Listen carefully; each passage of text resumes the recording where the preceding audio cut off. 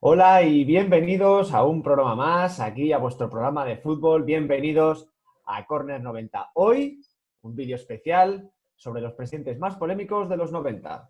Comenzamos.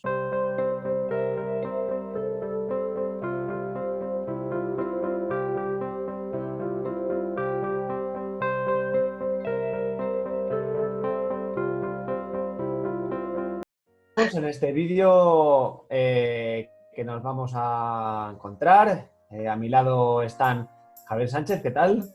¿Qué tal? ¿Cómo estamos? Y Francisco Castillo, ¿qué tal? Buenas tardes. Muy buenas, Gabri. Vamos a arrancar esta clasificación, este top. Empezamos por un hombre que conocen bastante en Galicia, ¿no es así, Javi? Sí, aquí en el norte de España, concretamente en el Deportivo de La Coruña, y no hablamos ni más ni menos que César Augusto Lendoiro.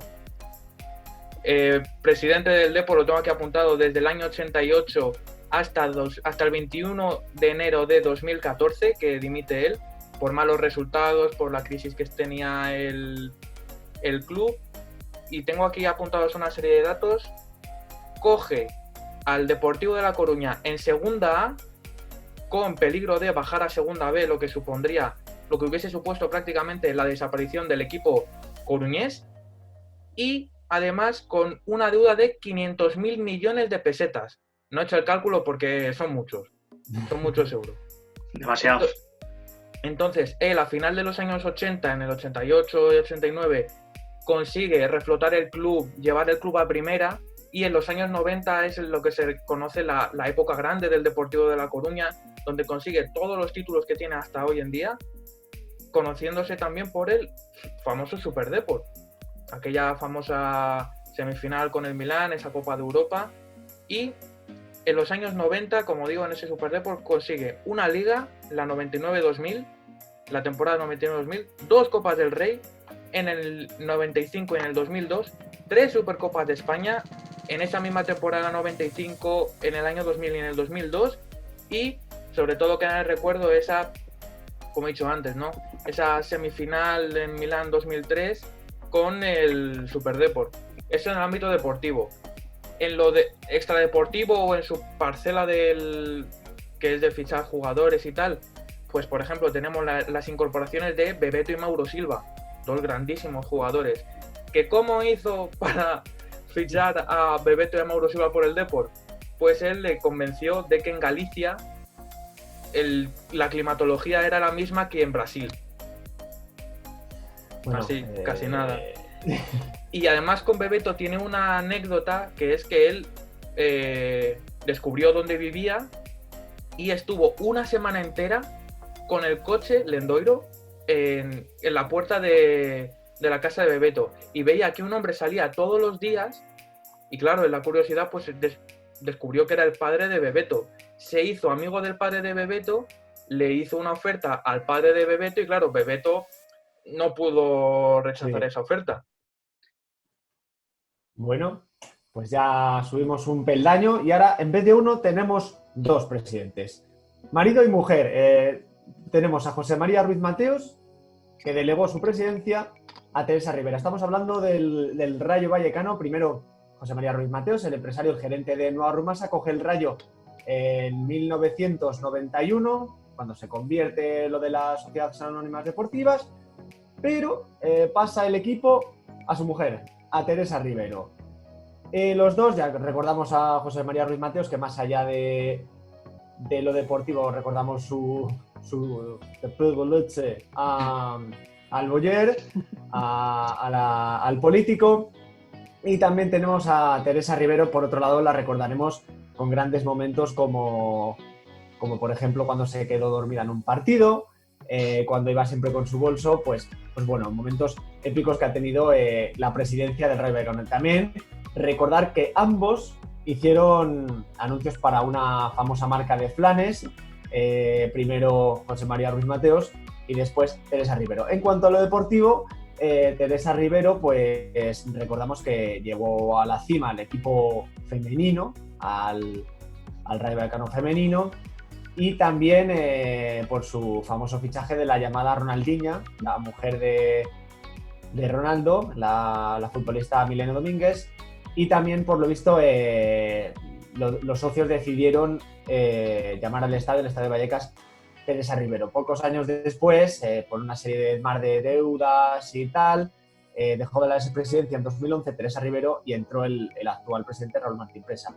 El equipo pues acabó de bruces con Segunda B y ahora ya empieza a recuperar lo que anteriormente fue con ascensos a Primera. Pero bueno, ahí queda eso para la historia, esos dos personajes que nos han dejado la presidencia del fútbol español en la década de los 90. Sí, Fran, Pues bueno, seguimos con el sexto, ¿no? Con el quinto, perdón. sí, el quinto, subimos un puesto más en el ranking, tenemos que viajar esta vez a Barcelona, nos referimos al presidente del FC Barcelona en la entre los años 2000 y 2003, que es Joan Gaspar. Pues bueno, Joan Gaspar ha sido un hombre que ha hecho un montón de cosas por el Barcelona en el peor sentido. Para muchos aficionados lo consideran como el peor presidente que ha habido en la historia del FC Barcelona. Pero bueno, vamos a empezar a contar una serie de anécdotas. Por ejemplo, en el año 1992, el Barcelona consigue su primera Copa de Europa en Wembley contra la Sampdoria. Y bueno, por aquel entonces Joan Gaspar era vicepresidente del club catalán. ¿Qué hizo entonces en ese momento de éxtasis? Muy sencillo, se bañó en el Támesis.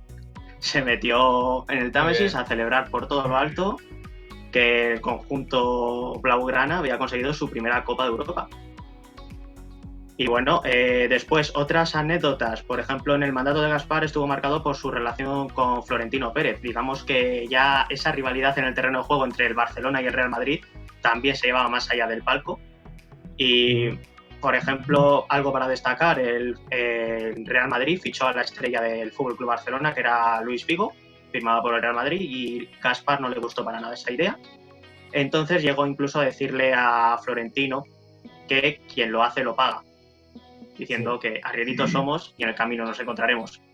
Y después, más tarde, así como anécdota, en el Santiago Bernabéu lo declararon como persona non grata, ya una vez llegando a decir que la señora que estaba en los baños del Santiago Bernabéu era mucho más maja que la gente que estaba en el propio palco del Bernabéu.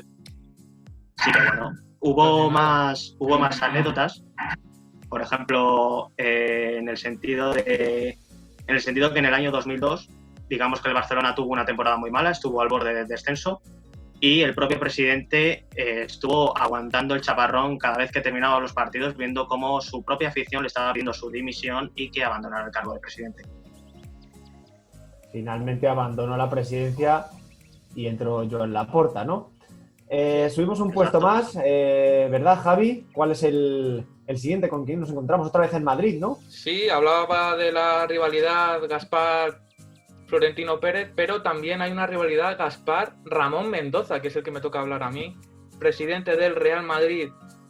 Vamos a decir en dos etapas, porque la etapa más larga, que es de 10 años, del 85 al 95, que dimite por malos resultados, por crisis interna, pero antes sí que había sido, a finales de los años 70, había tenido una etapa de presidente, pero fue muy tumultuosa, tuvo líos con Santiago Bernabéu y además se le relacionó un escándalo que estaba relacionado con el KGB, tuvo que dimitir, se presentó a las elecciones y obviamente no salió y estuvo unos años retirado, pero bueno, aparte de eso, del 85 al 95, vamos con lo deportivo. Fue reelegido 3 veces, en el 88, en el 91 y en el 95, por elecciones. Es conocido por ser el presidente de la Quinta del Buitre, que consigue 6 ligas, 5 de maneras consecutivas, de la 85-86 a la 89-90 y otra en la temporada 94-95. 2 Copas del Rey, una en la 88-89 y en la 92-93, 4 Supercopas de España en la 88-89 y del 88 al 90 y otra en el año 93 y una Copa de la UEFA en el 85, en la temporada 85-86. Para recordar de su legado como presidente, el fichaje de Schuster y de Gordillo y poco más, la verdad, que salieron bastante bien, todo hay que decirlo. pero otros como Jika Hagi, Spasic y Prosinecki no salieron tan bien. Deja el club con una deuda de 13.000 millones de pesetas y sobre todo esos enfrentamientos con Gaspar, al cual le llegó a retar en un duelo físico. Quedamos en un sitio y nos vamos a pegar. Vaya tela. Bueno, pues ya rozamos la medalla de plata, bajamos al sur, bajamos a Andalucía. ¿Y qué nos encontramos, Fran? Pues sencillamente, como dice la canción, Sevilla tiene un color especial y en especial con el fútbol. Tienen el color verde y blanco, como es el Betis, y vamos a destacar un presidente que hizo historia con el Betis. Hablamos de Manuel Ruiz de Lopera, un empresario sevillano que fue presidente del Real Betis en la década de los 90 hasta 2006 aproximadamente. Ya luego nos metemos en sus polémicas y demás, pero bueno, éxitos deportivos que tuvo bajo su presidencia fue una Copa del Rey en el año 2004-2005, que se la ganó a los Osasuna en el Estadio Vicente Calderón.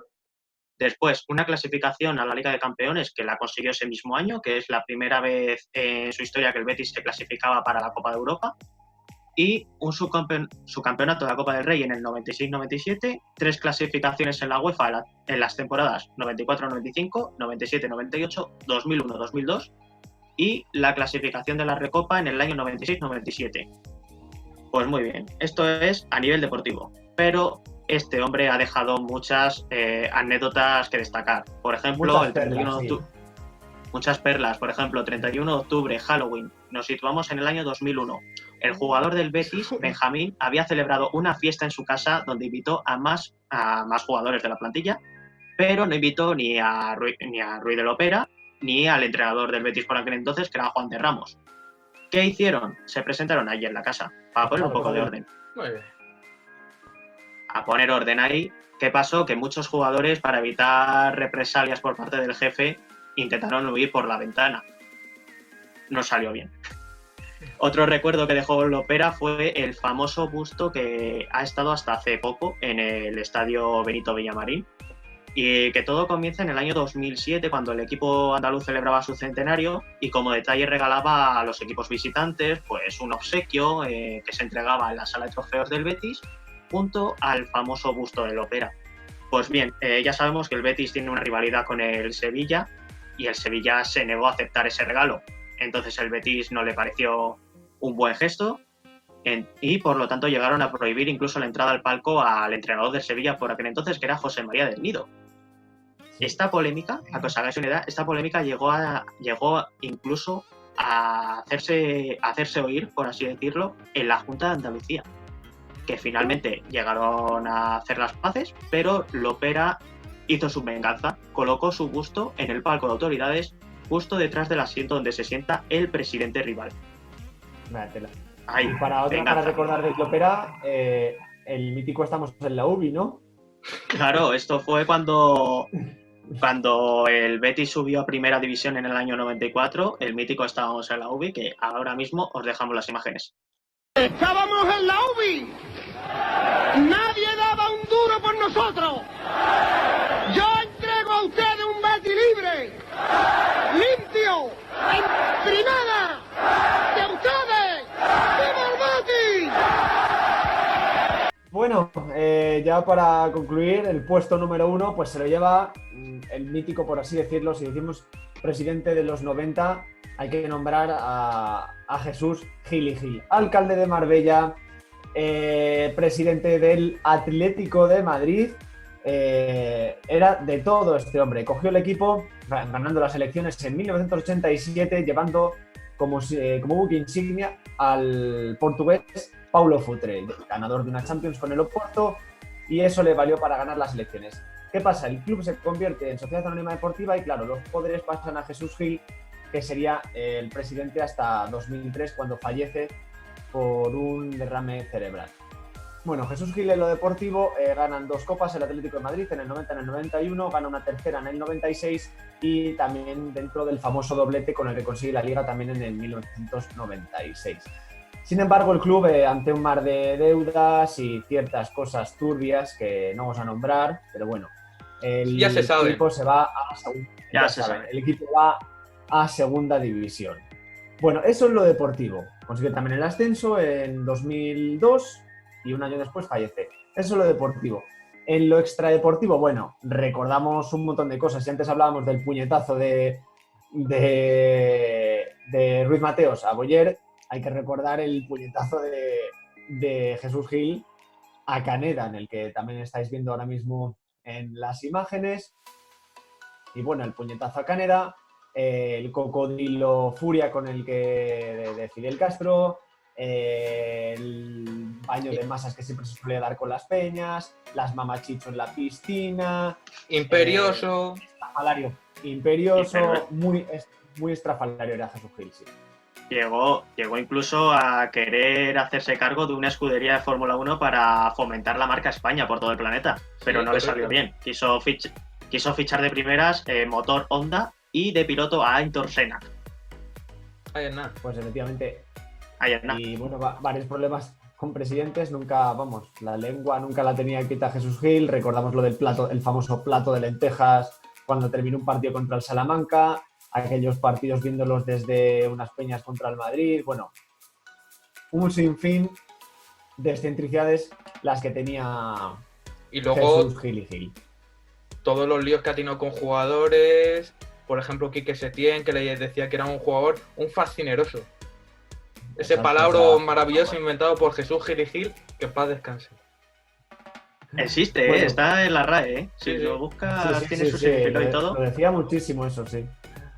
Pero bueno, hasta aquí el vídeo de hoy. Recordad que si queréis más vídeos como este, ayudando, ya sabéis, que dándole a un like. También podéis darle clic en la campanita para que se activen los vídeos y podáis recibirlos.